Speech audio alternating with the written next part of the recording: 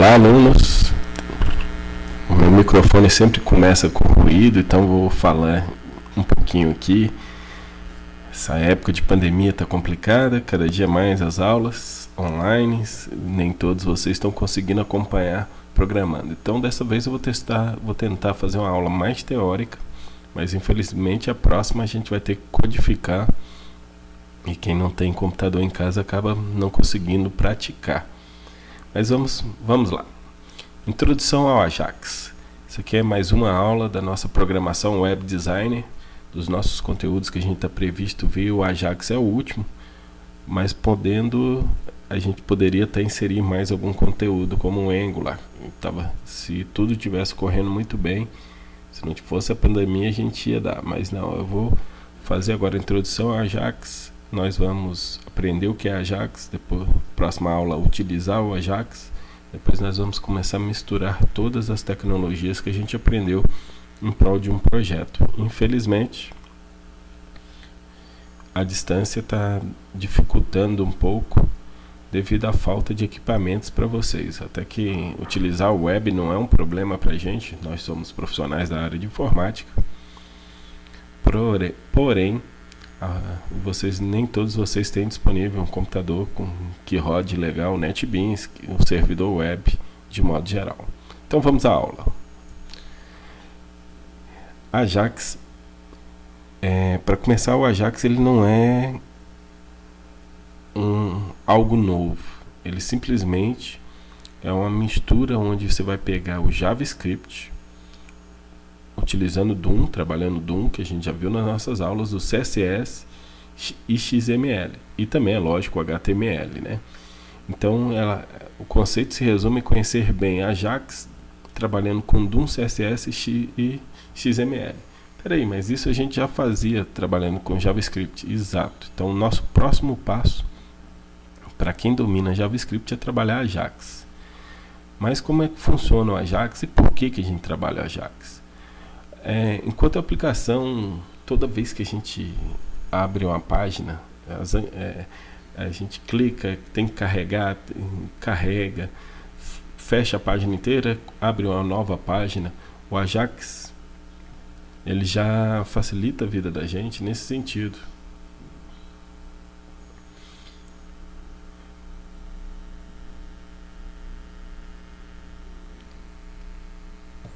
Então ele trabalha de uma forma diferente. O carregamento da página e toda a loja de processamento de dados já é passado ao cliente. Então, exemplo que a gente mais vê é a utilização do Gmail. Quando a gente está excluindo e-mails ou fazendo alguma alteração, ele demora a carregar a página inicial porque ele já está carregando todas as possibilidades ali junto. Aí depois carrega, o resto é muito rápido. A gente até pensa que é uma aplicação desktop, não uma aplicação web. Porque isso, tem um Ajax trabalhando ali por trás, fazendo toda essa sincronia de dados, enquanto a gente vai só mexendo ali no JavaScript. Então o usuário faz uma requisição, quem busca atrás dessa informação é o JavaScript, que forma assíncrona, não causando assim um chamado reload na página. Então não faz o reload da página. O tratamento dos dados e seu formato e exibição, toda a sua conta, é tudo por conta do script que foi carregado inicialmente quando acessou a página. O projeto inicial de carregamento é mais lento, porque é uma aplicação comum, pois possui mais informações para serem carregadas. Então é mais lento, por isso que o Gmail tem aquele carregando enorme antes, quando a gente está acessando. Fica melhor quando a gente tenta enxergar isso aqui. Nós temos o browser, o navegador de internet, onde lá a gente acessa ele, faz a requisição, manda para o servidor, e o servidor cria uma resposta e responde pela internet de volta para o browser. E isso aqui, o usuário nem vê isso acontecer. Isso aqui é tudo por trás da página acontecendo. Então assim a aplicação fica mais rápida para o usuário, mais atrativa. Professor, mas isso aí não é muito front-end, você já entra um pouco de back-end. Pois é, quando a gente está com web design, a gente tem que aprender isso, porque é a forma da gente chegar no back-end. A nossa aula é front-end, então é a forma de comunicar ali. Então, por isso que é importantíssimo a gente aprender Ajax. Mas quando a gente fala de Ajax, a gente tem que falar de um cara. O cara que é responsável por todo e qualquer movimento Ajax. É o objeto XML HTTP Request. Esse cara aí, todos os navegadores modernos estão suportando ele. E ele é utilizado para trocar dados com o servidor nos bastidores, ou seja, por trás da tela que a gente está acessando, ele está trocando informações. Isso significa que é possível atualizar partes de uma página web sem carregar a página inteira utilizada por ele. Ele é responsável por trocar informações com o servidor, e entenda que esse servidor são páginas JSP que nós vamos fazer, PHP nós não vamos fazer, ou até mesmo um TXT, que, se eu não me engano, o primeiro exemplo que a gente vai fazer é um TXT.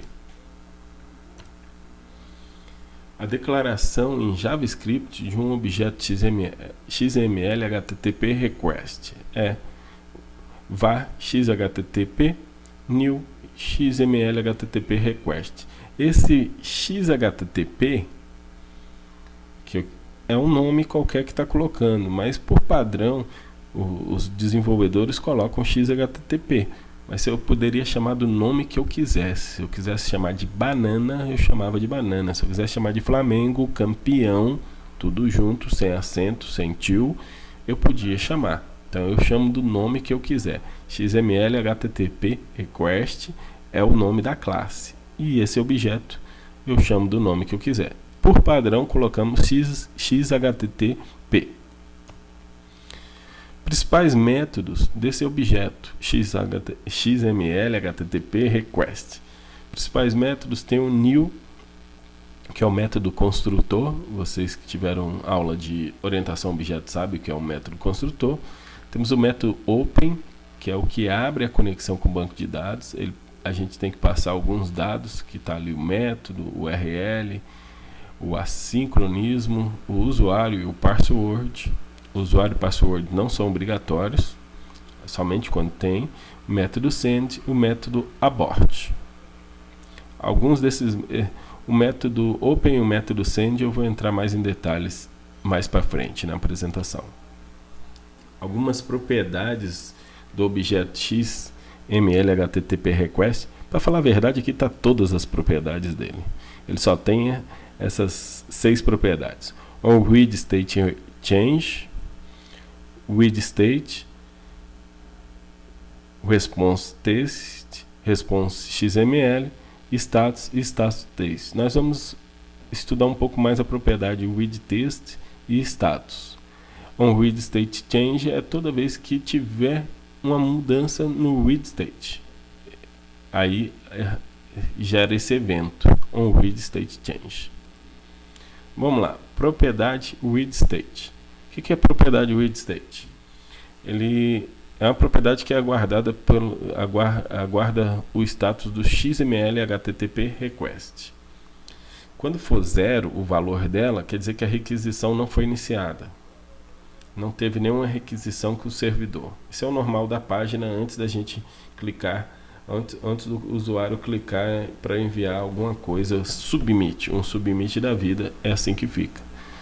O 1 quer dizer que a conexão com o servidor foi estabelecida. Quando for 2, a requisição foi recebida lá no servidor. Quando for 3, foi processada a requisição. E o nosso ponto ideal, que é o número 4, requisição finalizada e a resposta está pronta para a gente pegar e utilizar do servidor. A propriedade status. A propriedade status, ela retorna no número da requisição. Alguns desses números aqui, mas vocês já viram ao acessar páginas. 200 quer dizer que está tudo ok. Status number 200 quer dizer está perfeito. 403 é forbidden, houve algum erro aí de execução. A gente vê muito isso lá na programação JSP, né? Forbidden. E o 404 é a página não encontrada. Vocês já devem ter visto também. Tá. Agora falando de alguns métodos. O método Open, lembra que o Open lá, eu tinha dito que tinha também o usuário e senha, né? Mas ele só precisa ter o método URL e o sincronismo. Nessa primeira linha, xhttp.open, get ajaxinfo.txt e true. Isso aqui especifica o primeiro parâmetro, especifica o método de envio do formulário HTML, se é get ou se é post.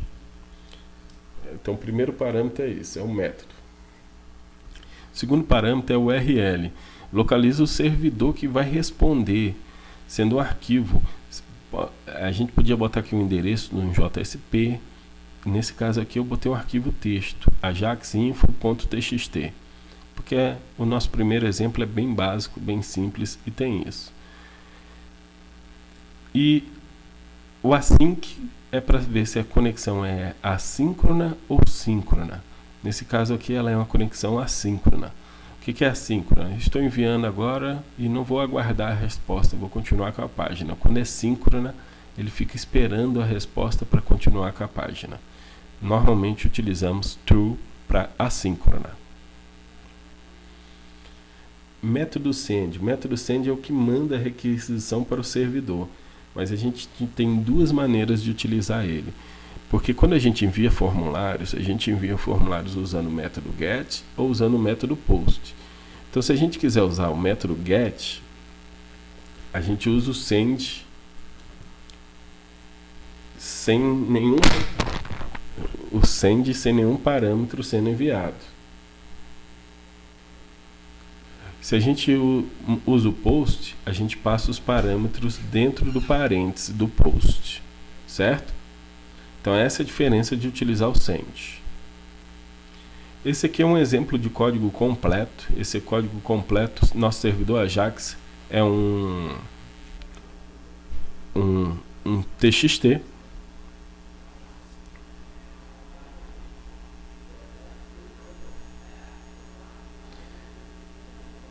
Vocês conhecem o professor Vinícius, está mandando mensagem para mim aqui, falando sobre imposto de renda.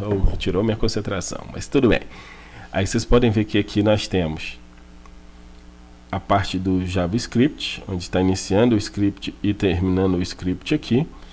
Aí nós temos a declaração de um objeto XHTTP aqui, que vai ser o XML HTTP request. E aqui tem um onReadStateChange igual function, então quer dizer que toda vez que mudar o status, ele vai executar essa função. E essa função, ele vai ler aqui o readState igual a 4. Lembra, o readState igual a 4 quer dizer que está ok, foi finalizado, a requisição foi enviada e foi finalizado, está tudo ok. E o status foi igual a 200 e foi igual a ok. Quando for igual tudo isso aqui, ele vai pegar a resposta, o texto da resposta desse objeto XHTTP e colocar dentro do ID demo, que é esse aqui. Então ele vai colocar essa resposta aqui dentro. Aqui nós temos o método